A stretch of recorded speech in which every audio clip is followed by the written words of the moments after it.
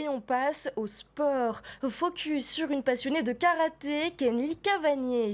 Elle était la seule représentante tahitienne dans cette discipline lors des Jeux du Pacifique aux îles Salomon. Avant de repartir vers l'Hexagone, la jeune fille en profite pour s'exercer en plein air au Finnois. Son portrait nous est dressé par Oriano Tefau et Désiré Teivao. Ici, on travaille ses gammes les pieds dans l'eau. Un entraînement particulier pendant la trêve sportive.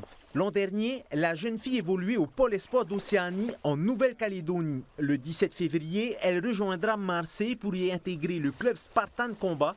En attendant, pas question d'arrêter le sport. Tous les jours, elle complète sa préparation en pleine nature.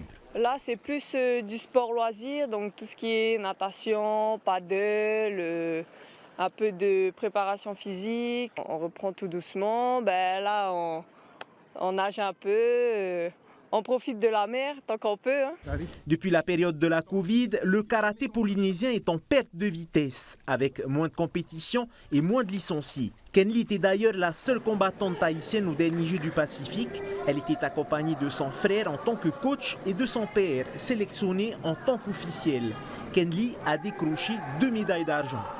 Mon frère et mon père à mes côtés, ça a été bénéfique pour moi parce qu'on avait ce soutien proche car ils étaient avec moi et puis le soutien de toute la famille qui était à Tahiti. Donc belle expérience et c'était vraiment top. C'est dommage, il y a un peu plus de Tahitiens. S'il y avait un peu plus de Tahitiens dans le karaté, ça aurait porté toute une équipe. Là, elle était toute seule. C'était bien et difficile quand même pour elle.